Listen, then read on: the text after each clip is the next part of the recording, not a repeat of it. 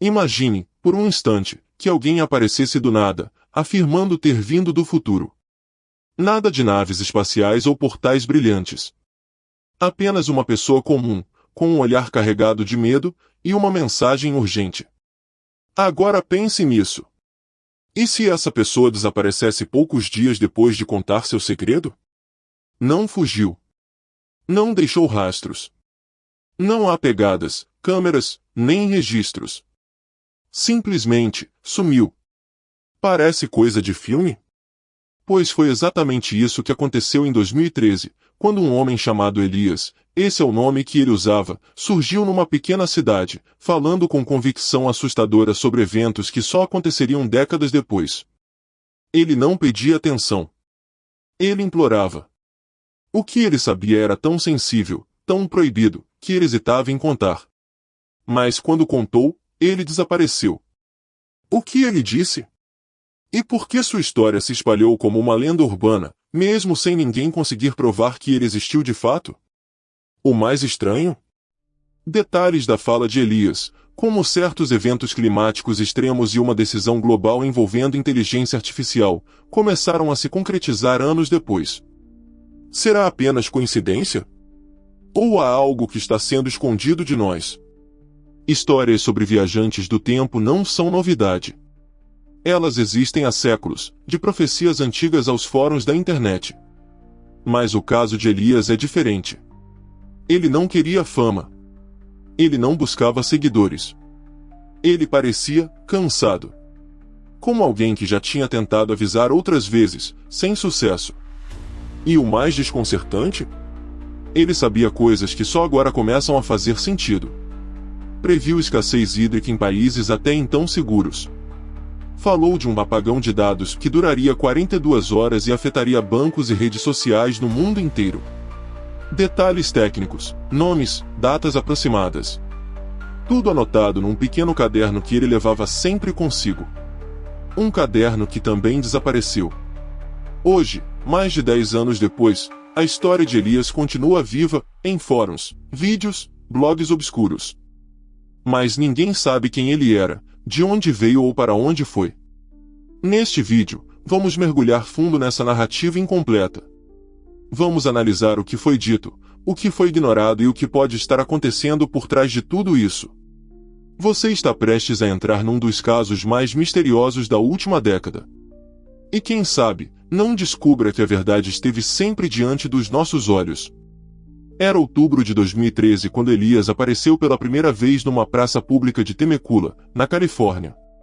A cidade, tranquila e conhecida por seus vinhedos e clima pacato, foi palco de algo que ninguém ali saberia explicar com lógica. Ele vestia uma jaqueta escura, carregava uma mochila pequena, e seus olhos, segundo uma das poucas testemunhas que o escutaram, pareciam carregar lembranças de algo que ainda não tinha acontecido. Elias falava pouco, mas com precisão. Sentava-se sempre no mesmo banco, no mesmo horário, 16h45. E ali, durante 5 dias seguidos, fez declarações aparentemente desconexas, mas que com o tempo chamaram a atenção de curiosos. Foi apenas no terceiro dia que ele disse algo que soou como um alerta: em 2024, os dados vão parar. O mundo vai ter que reaprender a viver sem suas memórias. Ninguém entendeu na hora. Parecia o delírio de alguém perturbado. Mas um jovem estudante de engenharia da computação gravou esse trecho com o celular e postou num fórum sobre realidades alternativas. O vídeo não ganhou muita atenção na época. Mas 8 anos depois, algo estranho aconteceu. Em julho de 2021, um ataque cibernético global afetou sistemas de dados na Europa, apagando mais de 45 terabytes de arquivos em servidores governamentais e bancários. Foi chamado de um incidente fantasma, porque até hoje nenhum grupo assumiu autoria e nenhum vestígio técnico claro foi deixado. Coincidência ou não, as palavras de Elias começaram a circular novamente, agora em círculos mais atentos, e o vídeo gravado naquela praça passou a ser compartilhado como prova de algo maior. O que mais chamava a atenção nos relatos sobre Elias não era o que ele dizia, mas como ele dizia. Ele parecia já ter vivido aquele momento. Não tentava convencer ninguém. Apenas relatava, como quem repete uma história antiga. Outro trecho gravado, menos famoso, mas ainda mais inquietante, falava sobre a desertificação acelerada do sul da Europa e parte do Brasil. Ele mencionava que, a partir de 2025, cidades do interior de estados brasileiros como Minas Gerais e Goiás viriam a vegetação nativa desaparecer por completo, gerando êxodo rural. E, de fato, estudos recentes da Embrapa e da Agência Europeia de Clima confirmam que o bioma cerrado perdeu mais de 20% de sua cobertura vegetal em menos de uma década. Elias falava com propriedade, como alguém que viu depois. Ele não citava teorias científicas, não citava autores nem fazia discursos técnicos. Ele apenas olhava no olho das pessoas e dizia, vai acontecer. Já aconteceu para mim. Não houve pânico. Não houve multidões. Elias não se tornou viral. Mas algo mudou naquele breve contato. E quem prestou atenção no que ele disse, nunca mais olhou para o tempo da mesma forma. 5 dias após aparecer em Temecula, Elias simplesmente sumiu. Não deixou bilhetes, não devolveu a chave do quarto de hotel alugado, não levou consigo nada além da pequena mochila que sempre carregava. A recepção do hotel afirmou que ele saiu às 5 horas da manhã e nunca mais voltou.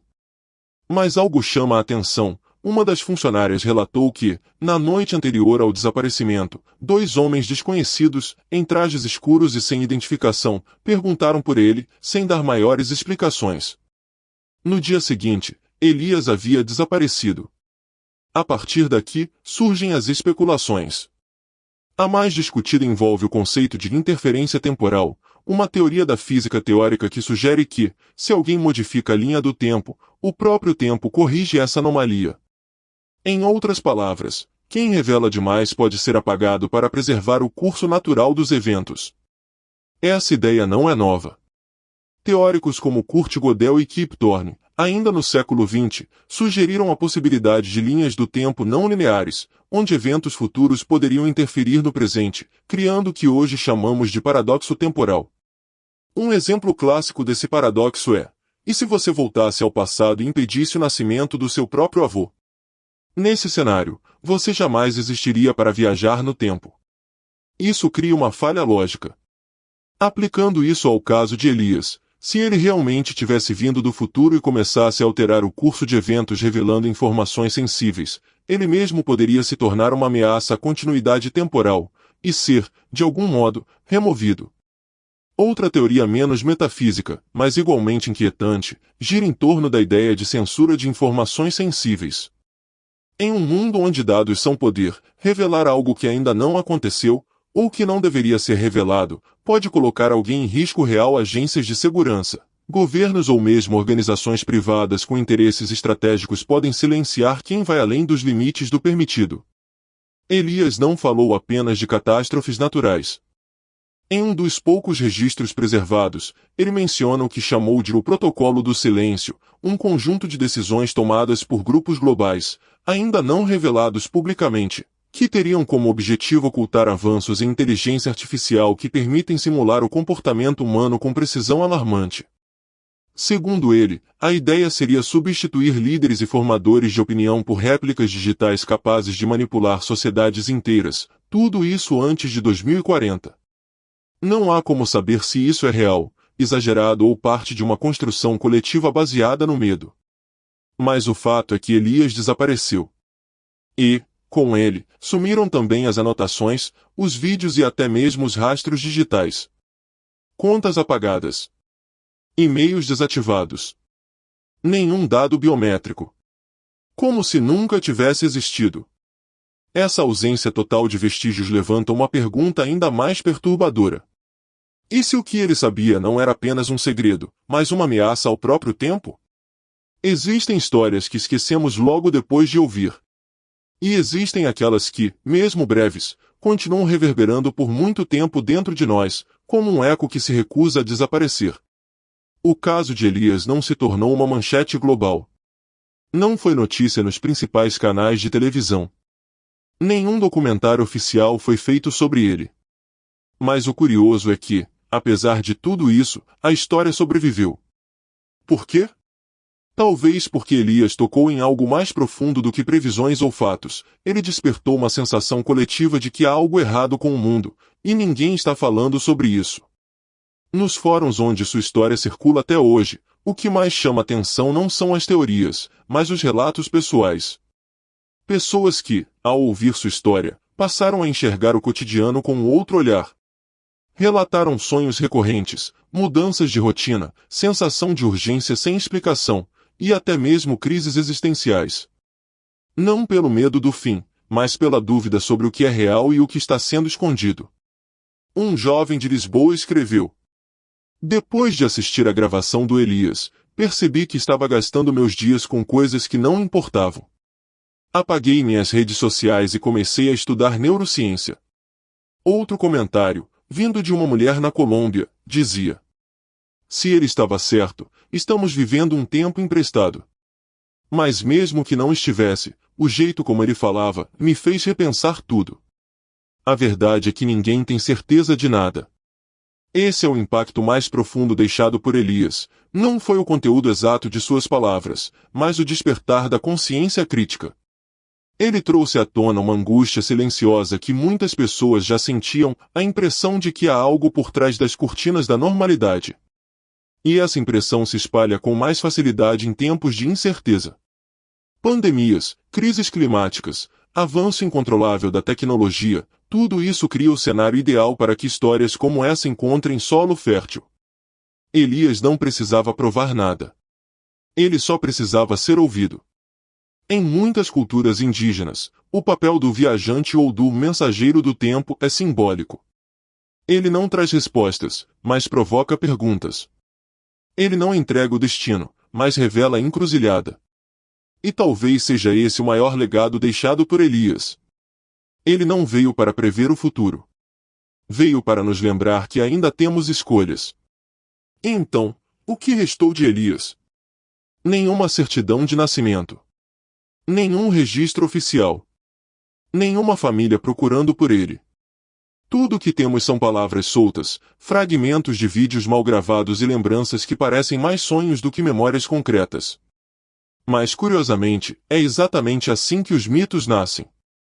Porque, mesmo sem provas, o nome de Elias continua circulando. Não como uma figura histórica, mas como um espelho. Um reflexo das dúvidas que carregamos quando olhamos para o mundo e sentimos que há algo além da superfície. O legado que ele deixou não está nos fatos que anunciou, mas no desconforto que causou. Um desconforto que obriga quem ouve a se perguntar: e se ele estivesse certo? E se a história do futuro já estivesse escrita, mas ainda assim pudesse ser mudada por pequenas escolhas no presente? Talvez essa seja a verdadeira mensagem por trás de tudo. O tempo não é um trilho fixo. É uma estrada de terra que podemos desviar, contornar, ou até mesmo reconstruir. Elias nos lembrou que há poder na escuta. Que as palavras, mesmo ditas em uma praça vazia, podem ecoar em milhares de consciências. Ele provou que o impacto de uma mensagem não depende de holofotes, mas da verdade silenciosa que carrega. Hoje, em tempos de inteligência artificial que imita emoções humanas, redes que moldam pensamentos, e algoritmos que escolhem o que você vê, o silêncio de Elias soa ainda mais alto. Porque o que ele fez foi exatamente o contrário, ele interrompeu o ciclo, chamou a atenção para o invisível e nos fez lembrar de olhar para o tempo com outros olhos. O maior mistério talvez não seja de onde ele veio, ou o que exatamente ele sabia. O mistério verdadeiro é porque nós esquecemos tão rápido que realmente importa. E se você chegou até aqui, talvez a pergunta que reste não seja mais quem era Elias. Mas sim, e se ele estivesse tentando nos preparar para algo que ainda está por vir? E se tudo o que ele queria era deixar uma faísca? Uma centelha de consciência, no meio da correria dos dias, para nos fazer parar e começar a escutar. Porque às vezes, o verdadeiro viajante do tempo é aquele que nos faz olhar para o agora como se fosse um milagre.